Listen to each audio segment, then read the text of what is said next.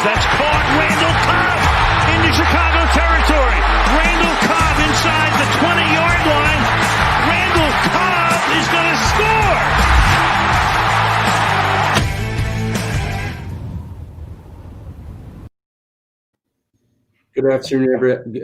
Good afternoon, everybody. Welcome to another edition of the Open Book. We got a special one this week, being joined by Jen Mackie to come help us talk Packers, answer your questions, recap Monday's win, and obviously we're going to talk some Jordy Nelson, all-time favorite moments with a bye week coming up. Looks like we'll have, what to talk about anyway. But let's first start out with some of the news surrounding the Packers. Unfortunately, it's injury news, starting with rookie tight end Josiah DeGuara tearing his ACL on Monday night and will miss the rest of the season. So I guess, Jen, why don't you kick us off? How much do you think that impacts the Packers passing game, the tight end group? How do you think that, elevates Sternberger into a bigger role? How do you see that all going down? Yeah, I mean, with Adams and Lazard and Lewis already having injury problems, it would have been a really good time for DeGuara to step up. So it's a huge bummer, 2 minutes left in the game. If he just doesn't go play that snap, then maybe on a punt. It's frustrating. On a punt of all plays, it's like, yeah. But Zach, do you think, right? I mean, let's be real. DeGuara, I think he has 3 or 4 catches on the year. But I'm more nervous about long-term, almost like Sternberger, just kind of stunts and eliminates your first year in the NFL. And it's almost like he's going to be a rookie again next year, which is obviously not what we're looking for. So do you see this as an injury that could be an issue long-term, or it could be something that could maybe give Sternberger back a chance now at getting back more involved in the offense? It's kind of – either way you look at it, it's a bad and it's a good thing. I mean, bad because, like we've talked about before, tight end, it's a really tough position to learn. Of all positions, probably, one of the toughest offensively of all the skill positions. And DeGuara, I mean, he played 7 snaps against the Falcons. He looked really impressive in the season opener, and he had the ankle injury. And for an ACL, I mean, that's really tough to come back from. An ACL and an Achilles, those are like the 2 lower body injuries you really don't want to see a young player suffer. So, for someone like Sternberger, this is probably definitely an open door for him, and I think when the Packers invested a 3rd round pick in him, I think they were kind of expecting maybe to reap the benefits a little sooner, and he pretty much redshirted, kind of like DeGuara is doing right now, a little different circumstances, but Sternberger pretty much redshirted his entire 2019 rookie season. You're going to pretty much see the same thing with DeGuara, and like I said, different circumstances, but he has an opportunity in front of him right now. I know Robert Tonyan is kind of breaking out as the starter there right now, so still there's snaps there right now, and like Janelle mentioned too, Mercedes Lewis is dealing with his own respective injury, so there's snaps there right now behind Tonyan, and we know the way this offense functions. There's going to be kind of a rotation there at tight end. Snaps for everybody. So, exactly. Yeah, I think this is a big opportunity for Sternberger to, even if Tanyan's the one, there's enough snaps in the offense and the way they're running it and how it's being spread around so much. I would hope to see something out of Sternberger now throughout the rest of the year to solidify that maybe we have something going forward. But just to answer real quick our first question of the day, I'm drinking Blue Moon. It's my usual go-to. But are you? What are you guys drinking, Zach? Clearly, you're drinking some kind of protein shake of some kind, or something. On days I work out, I have. Sorry, I'm gonna go on a tangent here. On days I work out, I have my pre-workout stuff, and I also have my BCAAs, your amino acids and stuff. Yeah, I love amino acids. Huge amino acid guy. Yeah, of course. Yeah, definitely. Right now, I'm drinking my amino acids since I'm not training today. Obviously, I have a very important show to do right now with my 2 spectacular co-hosts right now. Yeah. So today I'm not training or anything, so I'm just having my amino acids. Yeah. No training. You can't train your mind and body on the same day. You got to stick it to football for today. But of course, the only other real piece of news was the possibility of Snacks Harrison coming into Green Bay for a visit. but it doesn't look like that will be happening. He signed to the Seahawks, I believe, to the practice squad for them. And we all wanted him. It didn't work out. We're going into a bye. Let's hope we get Kenny Clark and Rashawn Gary back next week, and maybe we won't have as much of a run issue as we did a week or two ago. But our next question here now coming in from Dyer Carragher.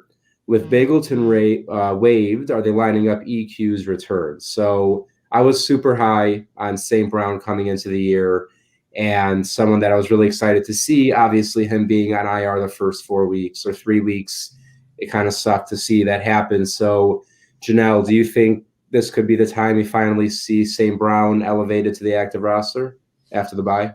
I mean, I hope so. We've been waiting for, it feels like forever, to see him kind of break out. Him and MVS come in at the same time, and we've got a chance to see MVS, but EQ we're still kind of waiting on. And I think it was last season, even before preseason, he was hurt. So that's kind of when Lazard stepped up. So now it's like, well, now EQ needs to step up because he's a huge body, which is why they compared Lazard a lot to him. So yeah. I think having 2 huge receivers could be awesome, especially with Lazard hurt. I think he could come in and step up into that role. Yeah, I agree. I would love to see him get back on the field. And Zach, I mean, I would assume even though EQ, I mean, he missed all of last year, he hasn't played it down yet this year. So the idea that he would know the offense better than anyone else maybe isn't really true. But do you believe if he were to be activated, it's more likely that he's going to be involved in the offense much more than Malik Taylor and potentially Darius Shepard? Or do you see them easing him in? Because I feel like from the team as well, there was hype surrounding him, and they drafted him, and obviously we're hoping to see what he has. So if he's healthy, do you think they're actually going to use him? Because we've seen this before out of the Packers where guys get activated or they're healthy and they just kind of sit around on the bench. Do you think they could throw him in with Lazard out as potentially the wide receiver 3 right now? Dude, I'm so done trying to predict what this team is going to do, because last week they it was Darius Shepard they activated, and then Malik Taylor, I think it was, getting snaps over him, and then it was vice versa this week. It was one or the other these last 2 weeks, and it's like you expect the player they activate to either be getting snaps or not be getting snaps, and they do the complete opposite. And it's just total headache trying to predict what this team is trying to do. So even if EQ does come back, you would assume that familiarity from 2018 that he has playing with Aaron Rodgers, and obviously it's not like the be all end all, the fact that he's been in the offense, he's been able to grasp the mental side of things and learn everything while he's been injured. But it does help, and I think it does kind of give him an edge over some of the other guys in the room. It's really just going to be a matter of him being healthy, because the body control that he has and that wingspan, I haven't seen anybody come through Green Bay, which this is the perfect show to kind of mention this. I haven't seen anybody come through Green Bay with that type of wingspan, that type of body control since Jordy Nelson. Right there, guys. Mr. 87, love you. Yeah, continue. Yeah, they're the same. I don't want to say same type of player, but they have that same type of quality in terms of high pointing the ball and being able to outstretch and just kind of what's the word I'm looking for? I'm kind of blanking here, but just being able to just reach pretty much. Being able to high point the ball. Yeah, he has those same types of qualities, and I think that would just be huge to have if you're Aaron Rodgers. Yeah, except Michael Clark. Thanks for reminding me that. I'm gonna cry myself to sleep tonight. Zach will not be sleeping, and Next Level Pack, watch your back. But let me ask you, this just popped in my head, and it could be totally wrong, but does EQ kind of almost, at least body-wise, kind of reminds me of Michael Pittman Jr., kind of both big, tall, fast, rangy. I feel like they're very similar, at least just physically. Obviously, we'll see how their careers go, but I feel like that could be a good comparison skills-wise. That just crossed my mind. I could be completely off, but that's just what crossed my mind. But I would love to see EQ put back in the offense. We know the tight ends and running backs are doing more than enough right now. That the wide receivers 3, 4, 5, they're not going to matter that much necessarily. But we drafted him. We had high hopes for him. I would love to see him out there. But that's all the news. And now let's get to some fun, and let's talk about Monday night's win, because I don't know about you guys, I had a lot of fun watching that. So let's just do a couple quick takeaways from the game. Janelle, why don't you kick us off? Just a couple, 5 minutes after the game. What are you thinking? Yeah, I think my initial thought was this is the first game out of 4 that I'm pleased with how it opened. A 3-and-out and then a scoring drive. It's huge. I've been saying it the whole time. The defense really needs to step it up early in the game, and I think they set the narrative, even though later in the game kind of tackling falls apart per usual. But I was really happy with the way they opened because I think it set the tone for the 4 quarters.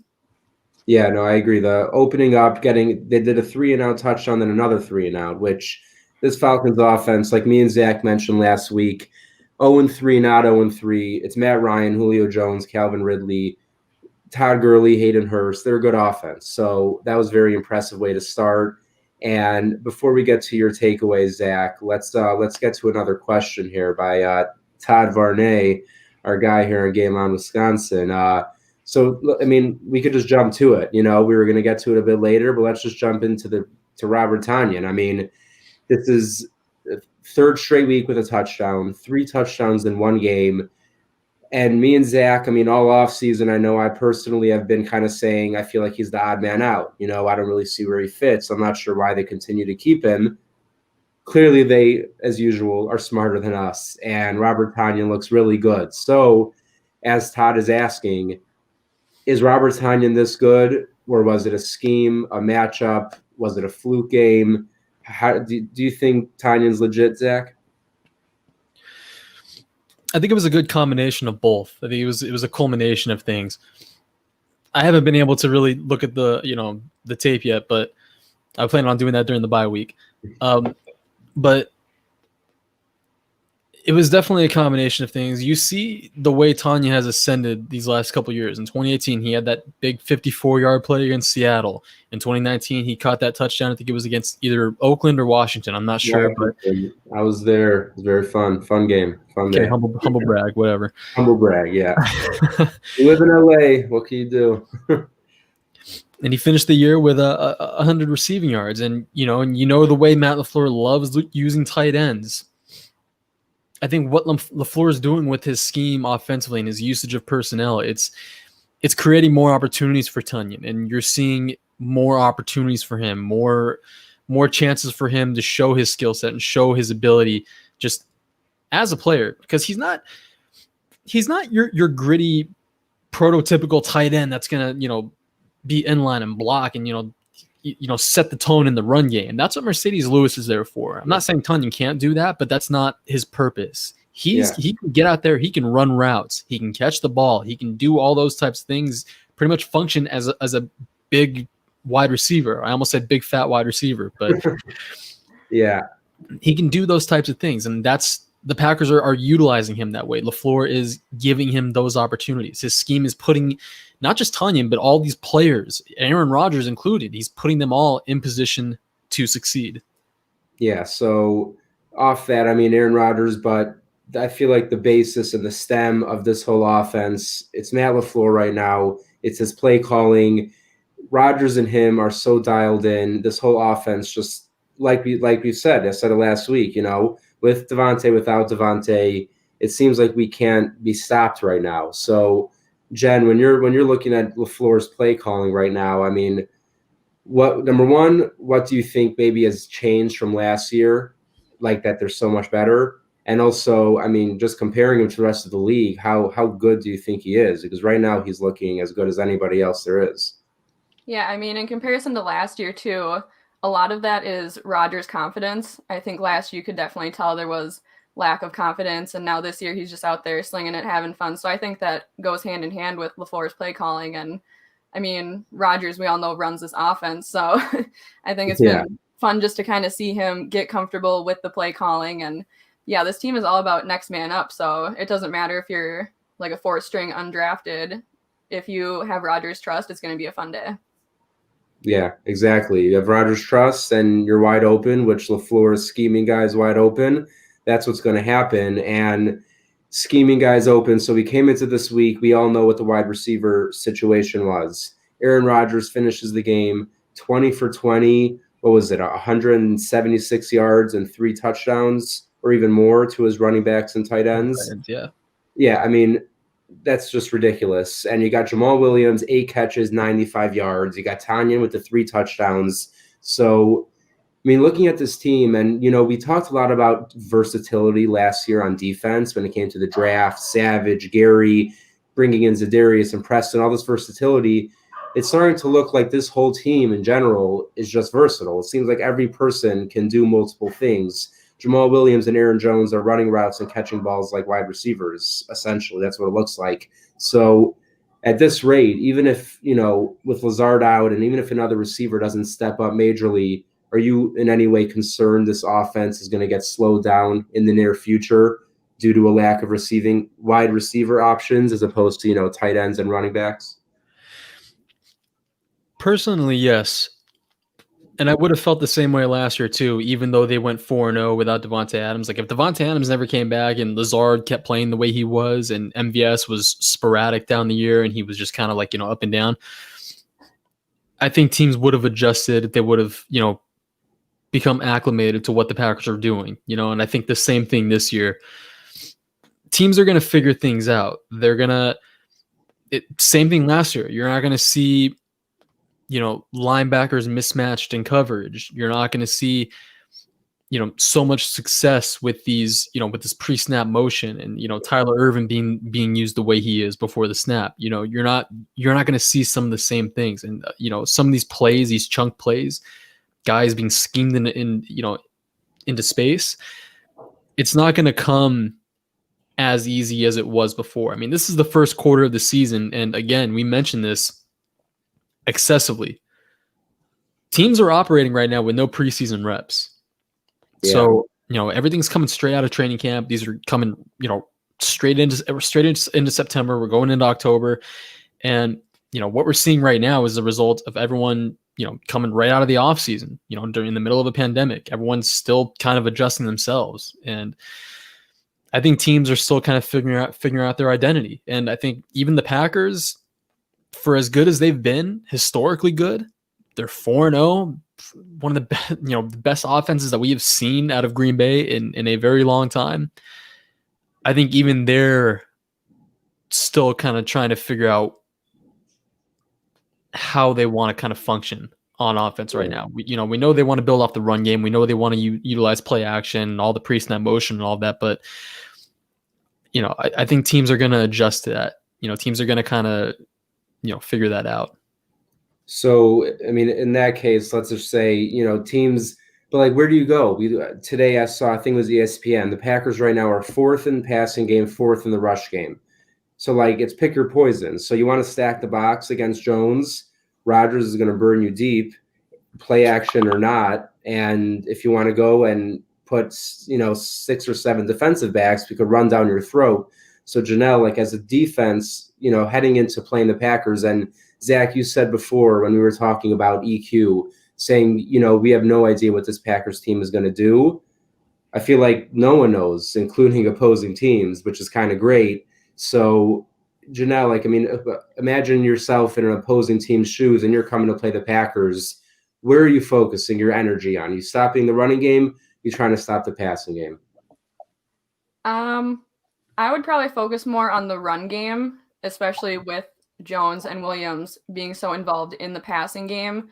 I think if you could shut them down, it would really break up the scheme that they have going. And also I would say pressure Rodgers, but he does really well under pressure. So he's not a quarterback that you want to do that with. So I think being aggressive on the line and shutting down guys like Jones and Williams, I think that really puts a speed bump in the offense. Yeah, no, I could see that. I mean, most of this offense is setting up the pass off the run, play action, getting the tight ends involved. So let's just hope as long as LaFleur and Rodgers are dialed in the way they are right now, I'm not too concerned about where this offense is headed. But let's talk a bit about the defense. 2 players I want to talk about in specific, Jair Alexander, Za'Darius Smith. I mean, both just had tremendous performances Monday night. So, Zach, why don't you start us off with what you saw to Za'Darius? 3 sacks. He looked like the guy we saw all of last year, just unblockable, speed, power, hand movements, whatever it was, you weren't stopping him last night. What do you think was different? Is it just the Falcons were that bad, or did he change something up? Because this wasn't what we were seeing really the first 3 weeks. Well, see, this is the perfect opportunity for him to have the type of game that he was going to have. And this was something that you and I talked about last week too. If he was going to do it against any quarterback, it would be Matt Ryan. Matt Ryan. He's a statue in the pocket, stands upright. He's not going to run away from you. And if you can get pressure in the face of Matt Ryan, your secondary is gonna have a good game. And we saw the Packers secondary pretty much have a good game. And especially that Adrian Amos play in the end zone, that kind of really sealed the game. But Za'Darius, I mean, it just all really came together for him. He was kind of moving around the line from what I saw. Like I said, I haven't been able to watch much, in any of the tape yet, but from what I saw on the TV copy, he was moving around the line and he was just able to generate, just pressure with the pure speed that we're used to seeing out of him. I don't know if he changed anything throughout the week or what, but I think it was more so just he took advantage of a weak quarterback matchup. And I think going into Tampa Bay too, coming out of the bye week. Part of it was the Falcons' offensive line problem. That too, yeah. The defensive line. I mean, Montravius Adams quietly had a good game from what I saw. Kingsley Keke followed up a great performance in New Orleans last week. The defensive line as a whole, when they're all coming together, and that's important too without Kenny Clark. When they're all coming together like that, that makes the guys' job on the edge that much easier. Yeah. So. No, but yeah, seeing Kingsley Keke, stack success like we keep talking about, 2 good games in a row when we needed him, and he was stepping in as the main guy in the middle. That's obviously very promising for his future. But now let's look over to Jair Alexander. We all know he was faced up with Calvin Ridley, entered the game essentially, I don't know for sure, but I believe he led the league in receiving yards, touchdowns. I'm not sure about receptions, but he was incredible the first 3 weeks of the year. 5 targets, 0 catches. Janelle, I mean, what did you see out of Jair last night, and how good can he be? I mean, do you think that he can end up as an all-pro as soon as this year? Because the first 4 weeks would say so, in my opinion. Yeah, I think last year he kind of had more of a roller coaster year, so it's good to see him a lot more consistent. And when you don't hear a cornerback's name like that, it's a good sign. It means they're doing their job. We didn't hear his name a lot, and that's because he's shutting Ridley down, who, I mean, when you get Jones and Ridley coming in, it's like, well, this could be really interesting for our defense, but Jones gets hurt and then Jair continues to shut down Ridley. It really takes away from their passing game. Yeah, no, Jair was incredible, and we lost Kevin King, partway through the game, but they lost Julio Jones, so it kind of evened out. But obviously, seeing the performance out of Jair, just this offense, I was, nervous. Even before Devontae was ruled out, I was a bit nervous about this game, and that's nothing to do with the defense. But I thought the Falcons can put up 30 on basically anyone, and we held them to 16, which is obviously very impressive. And I missed this one here by Carlos S. 2914360 Tyler Lancaster, similarly to Montravius Adams, I think also had a pretty quietly good game, had a couple good reps, seemed to be shedding blocks in a way we didn't really see him do so much earlier in his career. Do you think, like maybe Kingsley Keke, Lancaster can start stacking success, or do you expect the return of Kenny Clark to basically just put him back in that rotational role, Zach? Well, I think he'll go back into a rotational role. I think having Clark and Keke kind of like stabilize your line right there, I think that's the best case scenario right now. But, aside from Monday night, Lancaster, he had a good first, 3 games. Yeah. Not even just against the Falcons, but Lancaster actually looked from what I actually know in the first 3 games. Like I said, I can't say anything about the Falcons game yet, but he actually looked good in the first 3 games. Right here, by the way, next level back, it's a good point. Kadar Holman came in at the end of the game, had a couple like pass breakups, or whether he hit the ball or he hit the receiver, it resulted in incomplete passes. And it's a great call there by Next Level Pack. I was watching, they released the All-22 film, so I was watching, and that fourth quarter, he stood out to me. So Kadar Holman, pretty interesting, someone to keep an eye on. And then last thing for Zach, you had something? I was going to say, they pulled I think they pulled Josh Jackson for him too. Right? That's what it looked like. I'm pretty sure, yeah. Because So Jackson, I don't think he was that great in coverage. Also, I think he missed a couple big tackles, didn't he? he did. One of them was on. It wasn't on Todd Gurley's touchdown, but it was like I think a play before it. But yeah, the one where he broke all the way to the outside, I think. And it was Jackson, like right before that, yeah. Yeah, missed the tackle he should not miss. And look, it's our Holman. He made plays in the preseason last year, so let's see what we got out of him. But one more thing for this defense, and continues to be a pleasant surprise, is Chris Barnes leading, still the number one defender of all rookie linebackers, according to PFF. And he's doing it tackling in the coverage game, run game. He looks like he belongs right now in this defense. Janelle, do you think Chris Barnes is legit? Even when Kirksey's back, Barnes is going to have a regular role in this offense. Defense, sorry. Yeah, I mean, he's kind of proving himself. This was his chance to really show, hey, I deserve this role. And, you've got other linebackers who, like Preston Smith, who's been really quiet and on the edge. And, it's hard to want to take out a guy who's doing so well. So I think maybe he doesn't see as many snaps on defense, but I think it would be questionable to take out a guy who is really shut down on the line.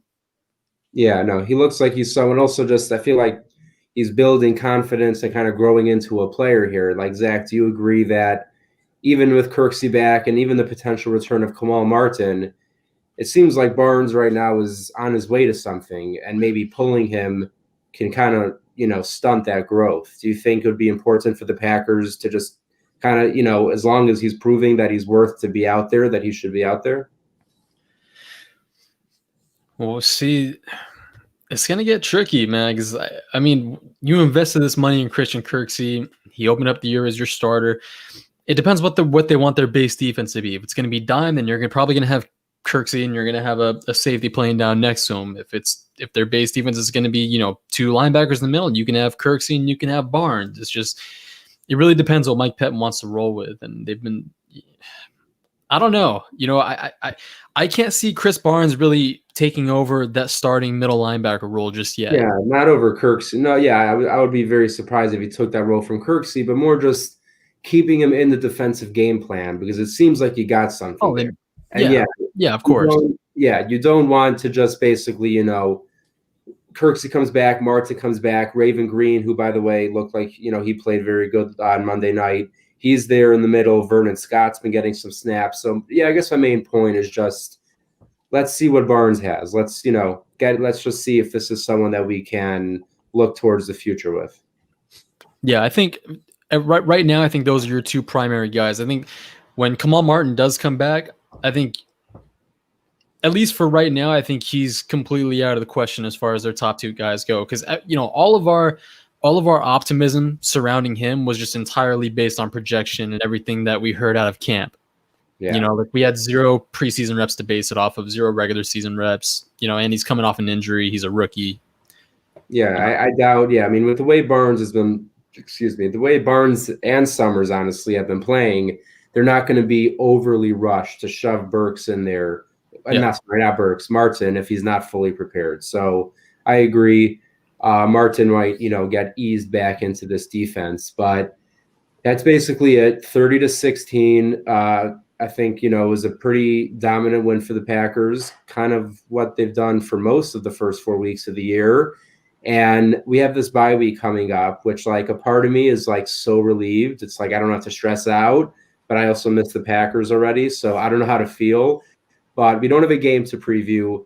And if anyone on Twitter or watching now knows and follows me or Janelle, or really anyone who's a Packer fan, should all know that, Jordy Nelson is potentially of the greatest people alive. This Snapper World Champion. What's Snapper?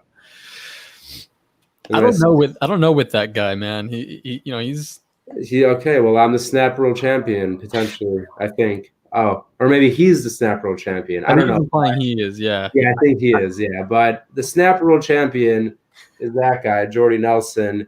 And with no bye week ahead, we thought it would be fun to run through some of our top moments, our top Jordy moments, and just reminisce a bit about all the fun we've had and how much we miss him. So Janelle, definitely kick us off with some of your favorite Jordy moments. Oh gosh, there's like 1,000. Like we've said, Yeah. Eli, we could easily have an entire podcast dedicated to Jordy, and like I live and breathe for Jordy, I swear. Like I don't know. Like when he retired and he got cut, it was like I needed to go to therapy. I had people calling me and texting me, my boss asking if I'm okay. That's how important Jordy is to me. I mean, he's really the guy that made me fall in love with football. I didn't really start getting into the game and understanding it till my freshman year of high school, which happened to be the Super Bowl year. So I really started to follow Jordy a lot. So I guess obviously one of my top moments is his Super Bowl touchdown, Rodgers' first of the night. So that kind of solidified how great he is, especially you go back and watch. Thank you. We agree. Yeah, definitely is. Yep. Waiting for my full-time offer to be given to me, but no, I think you go back and watch 2010 Jordy, and it's insane the way he really developed into the receiver that we all know him as now. You go back and watch those playoffs, and it's like he's dropping balls that he would never drop now. So I think that touchdown is obviously a huge favorite of mine, but just also seeing him develop since that year. Yeah. So what we're like, let's just say if right now on the spot, you had to say favorite play, it doesn't have to be a touchdown, but like when you think Jordy Nelson, your first play coming to your mind. The first one that comes to my mind is the Jaguars game, his comeback game after the ACL. I can't believe you said that because that's the first thing I have written down is that touchdown. Was when he caught that touchdown, I'm not even going to lie, I was like nearly emotional. It was like the fact that he came back, he caught Rodgers' first touchdown of the year, and Rodgers, scrambled in the pocket, and it was like just like old times. It was just classic Rodgers Jordy. Literally first touchdown I wrote down was that play. Yeah, play, it showed like, okay, he didn't miss a step. And you say you were almost emotional. I was very emotional. There's a video out there somewhere of me like crying, but I think it was just, especially after missing him that whole season, it was like this relief that he's finally back. Because I love the Packers, but it was rough not being able to cheer for him and just seeing him in sweats on the sideline. So yeah, when I think Jordy, I think that first touchdown of that season, and then just what he continued to do throughout that year. Yeah. I mean, and then winning the comeback player of the year, of course. But Zach, I know obviously I'm sure you're loving this conversation of just are you guys done? But Zach, come on, you got to throw in some opinions here. What are maybe some more obscure plays of Jordy's that you love, or something that individual to you that sticks out to you? Before I say that, I just want to point out that Janelle has a giant cardboard cutout of Jordy Nelson in her bedroom. No, season started. He goes to like the living room. So oh, God. Okay. I do have one though. Yes. I didn't want to flex that on anybody, but I would love to purchase that. You should have kept it behind you. He has his jersey. You could have had the cardboard cutout behind you. I know I could have, but my room is only so big. I've got Jordy somewhere right there. There it is. Yeah. When I think of Jordy Nelson, obviously some of the bigger plays come to mind. The catch and run against Darrelle Revis in 2014, the Super Bowl catch that Janelle mentioned, which on that same play, a couple plays ago, that same route he dropped, a couple plays earlier. There's two plays that I want to mention that I feel like don't get a ton of airtime. Yeah, Cole nailed it right here. Next level pack. That's it. Yeah, the 2013 2013 season opener. Rodgers rolls out to his left, sets his feet, fires to the left sideline. Nelson just kind of reaches out, drags his toes. It was one of the craziest kind of like sideline catches that I've ever seen, and it's like that was like a big testament to his body control. But an even bigger testament to his body control was 2011 against the Giants in the regular season. The Packers, I think they're 13-0. No, they're not. They're 11-0. 12-0. Yeah, 12-0, and then I think that night was 13-0. Yeah. Yeah. Okay. Yeah. It was like 4 minutes left in the game. This drive led to Donald Driver's, I think, second touchdown of the game. Yeah, the one by the pylon, which is a ridiculous throw. Yeah, that was ridiculous throw and catch. Yeah. Rodgers throws it down the left sideline, and Nelson just goes up, contorts his body in the most ridiculous way, full 360, comes down with it along the left sideline like a complete ballerina. And those two plays were just like a big testament to the body control that I was referencing earlier when I was talking about Equinemius St. Brown. When I think of Jordy Nelson, I think of those two plays specifically. Yeah, Jordy, I feel like forget the fact that he was obviously one of the most underrated receivers in the league throughout his career, which we all know he was, but specifically his ability on the sidelines was some of the best maybe we'll ever see. I mean, you never saw him get, the toe was on the white. He always got it in. The play versus the 49ers is a great example. I don't know if you guys remember the one versus the Bengals in the game we lost. In that heartbreaker where Jonathan Franklin broke out that one game. Jonathan Franklin. Yeah. But Jordy had another similar one on the sideline, right by the pylon in front of the end zone, toe tap. And, you've got, of course, the one versus the Patriots, but him going out, and even though, of course, we lost that game, but coming out and playing in the NFC Championship game with literally broken ribs, wearing a Kevlar vest, the bulletproof vest out here, like a Marine, to go out and play football for the Packers and catch passes from Aaron Rodgers.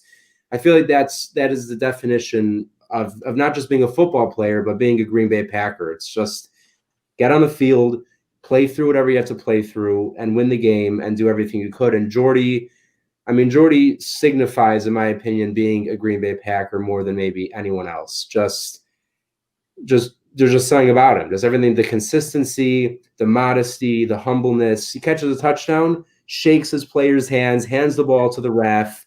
No jumping around, dancing. He comes out, he does his job, and he's just amazing at it. And look, I don't care if it's been 2-3 years. I don't care what year it is. I'm always down for Jordy Nelson comeback season.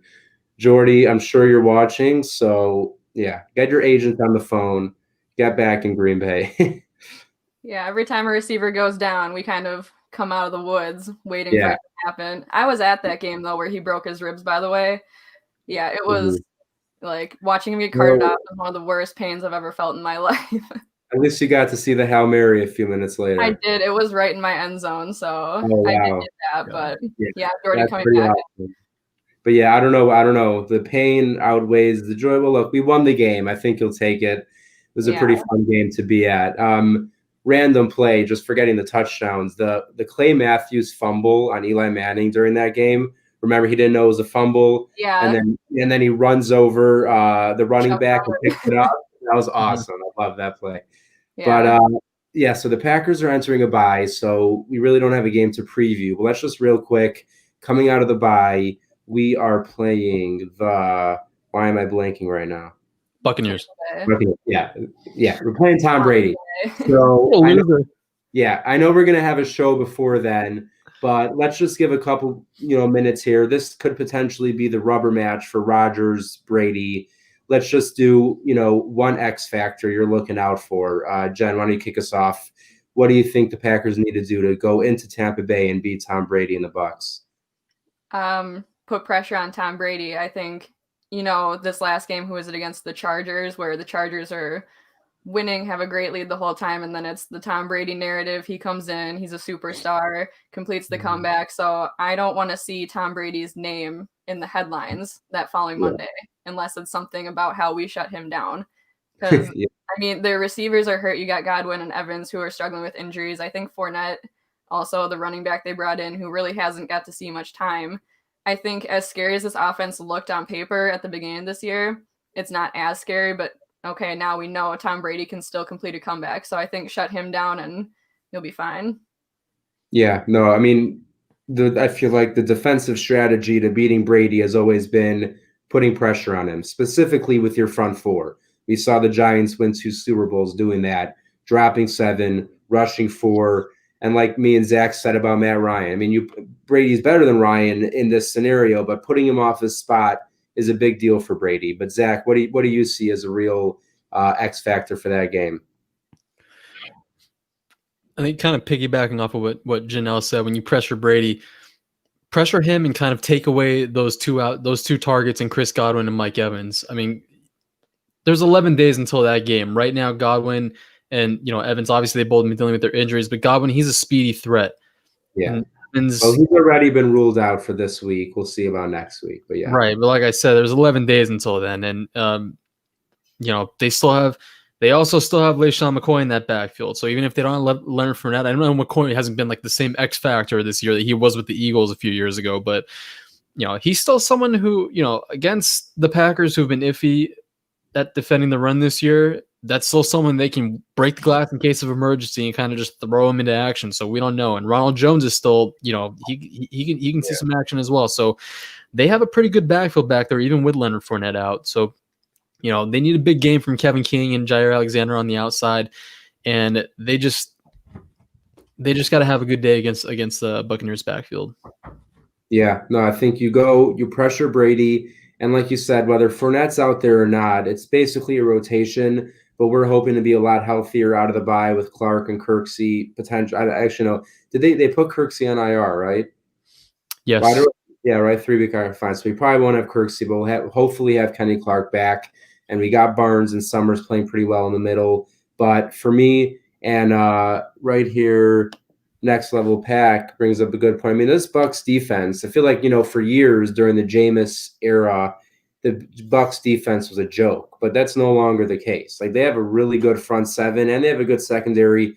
Carlton Davis is a very good cornerback who's probably going to be either shadowing or, for the most part, looking for Devontae Adams, assuming he's back, of course.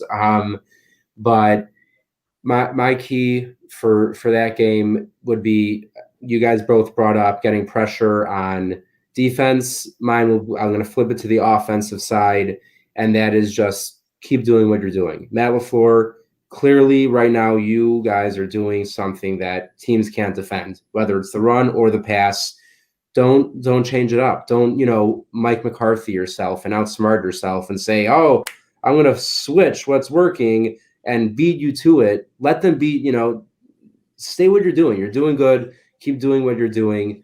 And I think, right now looking at the NFC, the Packers are my top team in the NFC. And I mean, it's not like it's not close, but that's just my personal opinion. It's them and Seahawks, and we have a better defense. So I'm going Packers. But any final thoughts before we head out, Janelle? I guess one of the things I always forget about with Tampa Bay is that they have Gronk. And yeah. You just kind of totally forget about him because he hasn't been, he was retired, partying all the time, and kind of just came in to get a paycheck. So I haven't really watched Tampa Bay all that much to know if he's been much of a factor, but like, you guys think if who has to match up with Gronk? Yeah, with OJ Howard out, I mean, he's going to start getting involved in the offense, I would imagine. Yeah, I agree. Yeah, okay. Waiting for me to say something. I just wasn't sure if you had any final thoughts for the game, but yeah, that's recapping Monday. Of course, talking about Jordy, who once again, don't close the book. You never know; he could still come back. I'm not giving up my hope just yet. Yeah, he can bales for some cleats again. I'm fine with it. Yeah, that works too. Even if I just see him and Rodgers do one more, spinning. I need one more ball spin in the end zone. Yeah, one more ball. I brought up my jersey, which I retired when he retired, so I would like to be able to break it out again. But even if he comes back as a coach, like anything with him on the sideline, I'm fine with. Yeah. I mean, Ravel Martin did it. Yeah, most definitely. Jordy, I know you love farming, but we'd love to see you back on the Packers sidelines whenever you're ready. I could give you guys one more thought if that's what you wanted. Absolutely. I don't know if you want to hear it, but Greg Jennings is better. I knew you were going to say that. I knew you were going to say that. I knew that's what you were going to say. Okay, yeah, I mean, who does Rodgers like more? What? Who does Rodgers like more, though? I don't know. Why don't you ask him? I know his answer. I don't even have to ask him. Well, look, I mean, Greg Jennings was obviously extremely talented, but number one, I do think they're different types of receivers, just in general. Fair. But look, I won't argue with you if you want to say Jennings is potentially, of the most talent, Jordy, Devontae, and probably Jennings, the most talented receivers that Rodgers ever played with. But yeah, you're not getting me to say anyone's better than Jordy, and I think Jen's going to stick with me on that. And to close it out, guys, look, we got no Packer game this week. So in other words, we're all just going to get drunk watching the rest of the NFL. Zach, I know you're going to be drinking your protein powders, but I know I'll be drinking. And beer that I'll recommend, Cheesehead TV, Hogarden. That's my real go-to beer. It's just a little bit harder to find, but Hogarden all day. Jen, do you have any suggestions? Oh gosh, I wasn't much of a beer drinker when I was drinking, so anything else? Just okay. Well, I guess I'll spend this Sunday watching South Park. Zach, will that make you happy? It would actually. Culture yourself. Yeah. God damn it. Yeah. Hey, and just because I haven't drank in a while, all right, doesn't mean that I can't recommend something. Okay, so ditch the beer and get some Glenlivet age 12 Scotch whiskey. Okay, don't bother with the goddamn beer. All right. I hear that, right along with Aaron Rodgers. Stick with the Scotch. I'm with you. You want to go live it? I'm a Live It guy. Yeah, I could go for some. I like Glenlivet 15 is a low key, real good bottle of Scotch. That works too. Live It is nice. But and smooth. Look, you know what? I'm just going to throw it out here for anyone who wants to get real wild this weekend. Cheesehead TV.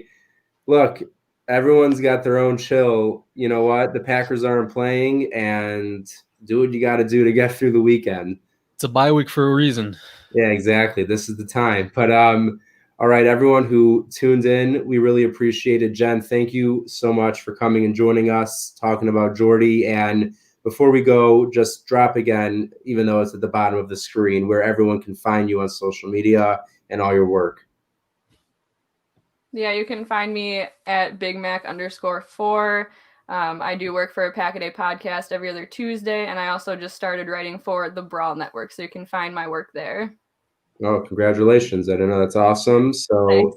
Make sure to check out Jen's writing at the Brawl Network. And obviously, if you're watching us, I'm sure you listen to the Pack-A-Day podcast and have listened to Jen's show before. So continue to do that. You can find Zach at It's Zachariah J on Twitter. You can find me at bookofeli_NFL. And of course, find Game On Wisconsin at Game On WI, Zach. And that is it for us. We'll see you next week, everybody. Enjoy the weekend, even without the Packers. We'll see you soon.